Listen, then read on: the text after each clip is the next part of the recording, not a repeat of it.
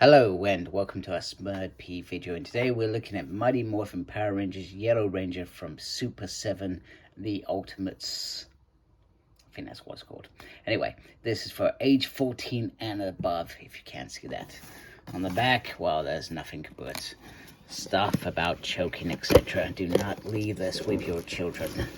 And then out of the packaging, I forgot, it is in this little plastic bag where I will try and carefully does it. This wasn't meant to be this way. Oh man, I feel like I just ripped that. This is why I should do things on camera. Apologies, I forgot it was in this bag. Next time I will be prepared with my next review. Anyway, there is the packaging. I like how the packaging looks with the nice power coin in the middle, the electrical effect, and around the back that classic logo there. And then on top, Ultimate 7. Now you can lift this and you can see the figure in there. You can probably also see me in the background. And that is how we have it. And wow, that has a lot more accessories than I thought she would have, which is awesome. Or they have, because you got both Aisha and Trini in there. And then on the back, and then if you want, you can pause that and read that. I'm not going to read it out to you because I'll just send you to sleep. So I'm just going to carefully get this out of the packaging. We can have a closer look at this. Okay, firstly, I'm not going to lie. This thing scares the crap out of me. I'll tell you why it scares the crap out of me. Because I was doing the Tyrannosaurus Rex the other day. And I've probably been so used to pulling hands, etc. I've Hasbro figures for years, etc. I didn't expect any issues with a Super 7 figure, and my exposure to Super 7, I've only ever brought a couple of figures from there, and I had no issues whatsoever. However, I pulled the hand out once, the peg completely snapped, and it's completely damaged, and I've had to reach out to Super 7 for a replacement. It's not something that I expected, so I'll be honest with you, I may not change all the variant hands that go with this figure, because simply I'm quite scared to do it, scared to damage this figure. So, secondly, let's get the outboard bit out of the way. There is a Lightning Collector figure compared to the Super 7 figure. So the Super 7 figure is about 7 inches. So it is bigger. It will not fit with the rest of your Lightning collection.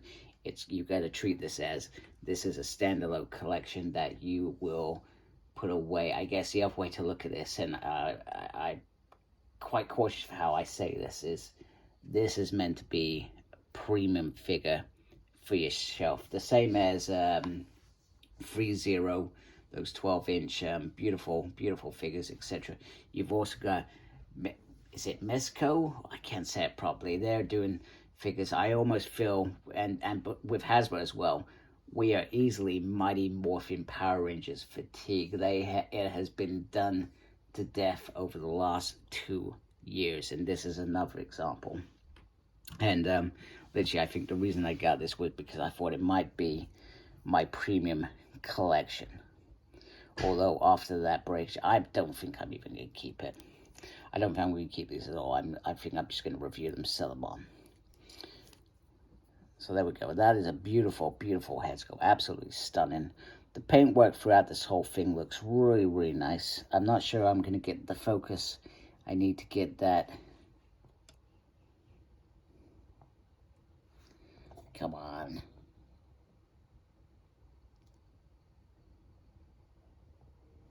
I'm really sorry. It's just not doing it. But there is a beautiful saber-tooth tiger in there, I tell you. Then you get the beautiful, you've got the lines throughout, which is a pivotal thing. Got a little paint scuff there, which is disappointing, because everything else does look really nice. Yeah, I got a couple, no, that's just crap on there. You got a nice line in the boot, which is interesting. Nice little creases, which I like. And then, Rob, if you're watching this, you'll be overjoyed that it is painted underneath there. She's got a lot of junk in her trunk. Go all the way up, and then you can see the saber-tooth ears, which I do like. Now, I'm going to do this next bit very careful. Articulation. Super 7 isn't known for its articulation, so I was never expecting anything amazing. So the head sculpt can go all the way around. Can bend it down and up. The arm can go up. It can move there very nicely, actually, compared to Hasbro's. I always say that about Hasbro. You get movement on the bicep. You have a single joint on the arm, which is probably the most disappointing part of it. And up and down on the hand, and that can spin around like so. If I lift this up, the movement you can automatically see is sort of on the torso there, and she does have movement on the belly, and you can move that around on the belly as well. Now I'm going to be very careful with this leg piece, so you can only go a certain part in terms of the leg piece. I felt like there was more of a drop there. Maybe I've got it wrong. No, I feel like I've got that wrong. I could be wrong completely. I'm like I said, I'm being very cautious after what happened the other day. Movement on the leg. In fact, it moves at the knee joint. Or maybe that's just me. It's just me. There is a lefty, a righty, an upsy, and a downsy. So just whatever you do, you cannot expect the most amazing movement in terms of articulation with this figure at all. I'm not sure whether it's the lights shining on there, but I feel like most of the colors are very similar all the way through. There does seem to be like this matte look going all the way through. It does look very, very nice. So, what accessories does this figure come with? She does, oh, careful. She comes with a Blade Blaster clothes, which looks very, very nice. I'm sure that says Power Rangers, and I can't really see. This does look very nice. I would have thought they would have painted the eye on that as well. A little bit disappointed. And then we've obviously got the gun, which she comes with. Once again, very, very nice. Once again, I will decide if I want her to hold it. I may not do that as this review. Like I said, I very openly have told you that I worry about these figures, and I think other people will have problems as well. I don't think I'm just the lone one who's messed up. And to be honest with you, I think I've only ever had one other figure break on me, and that was actually Ranger Slayer from 3-0, because they added a screw in that peg. I never liked that peg. I always said that in every review. I did not like that peg, and they added a screw which made it even harder for it to put, even harder, and the pressure on it just broke it in pieces. So like I said, I generally don't break stuff. I generally don't try and break stuff that costs a lot of money. So this is based on the classic Power Rangers in 1993, when we got those little 3.75 figures, and they came with little white guns, etc. And also they came with the little gray things. They weren't painted back then. Probably made a fortune back off that, Bandai. These is a bit more silver than gray, as they would have been back then. So I feel like that's a good homage to that. She also comes with the Power Crystal, which on the top... sorry. I'm showing it very well. Does have a saber-toothed tiger on there. Top is very hard to see, but I feel like that is very cool. I don't see that anybody else has done that. She also comes with her morpher.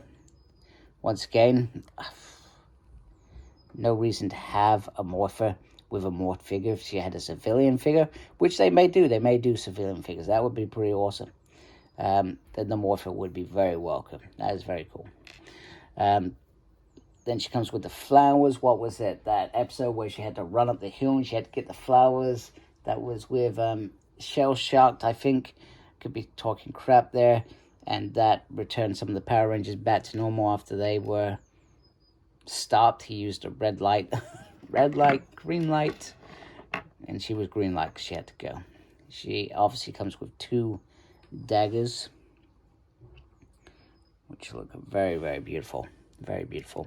I will probably try and do a couple of shots of her holding some of her weapons.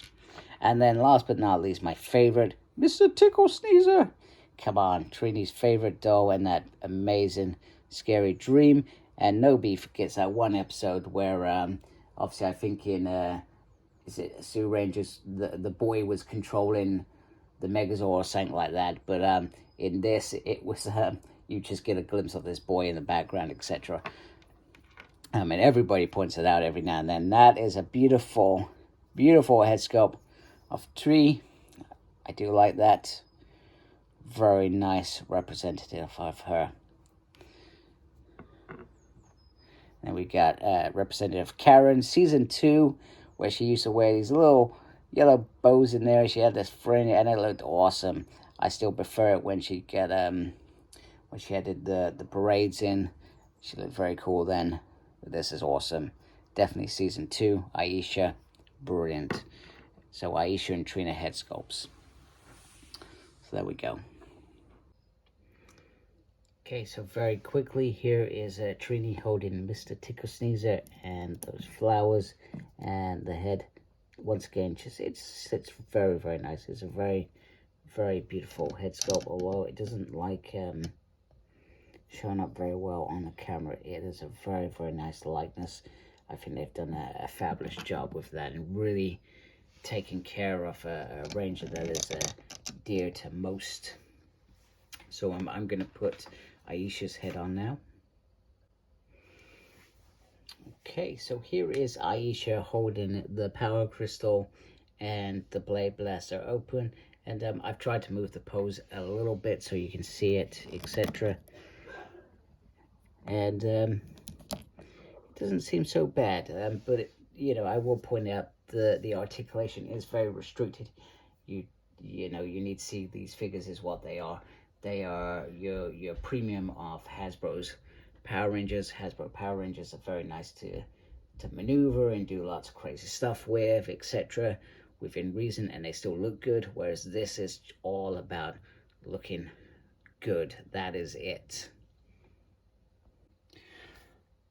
Okay, so I got a little brave, and I have changed a couple of the hands, and they do pop out very, very easily and nicely, but do remember they are a thin peg, so do be careful regardless of how comfortable you feel. My worry is that if you do it, put too much pressure, they could still snap. Either way, they are a thin peg. But at least I didn't break anything, unlike the Tyrannosaurus Rex. So one thing that's irked me a little bit is I've just changed some of the hands, because what I noticed was that the hands I had in there didn't hold these as snug as I would have liked to be comfortable. So ultimately they are loose. However, when I changed hands, I was expecting to find that they had designed a hand specifically for holding the daggers. There wasn't one, so that's a little bit disappointing in my opinion, but unfortunately it is what it is. I don't understand that. She can almost hold everything else fine. Why wouldn't you give her hands that she could hold her weapons properly? The other thing we don't know at this point is whether these weapons will be able to join to create the power blaster. I'll be honest with you, I will carry on reviewing these, but I'm going to sell them on. I'm not keeping them. I made that decision the other day after that break. I thought, you know what, I'm not doing this. But I will continue reviewing them, but it may mean that I may miss out showing you certain aspects of these figures. So for that, I do apologize. Anyway, if you stuck by me watching this review and you like what I do, please subscribe to my channel. Thank you to everybody that already subscribes to my channel already. We appreciate you folks a lot. Make sure you look after yourself, very important these days. And as always, embrace geekiness. Take care. Goodbye.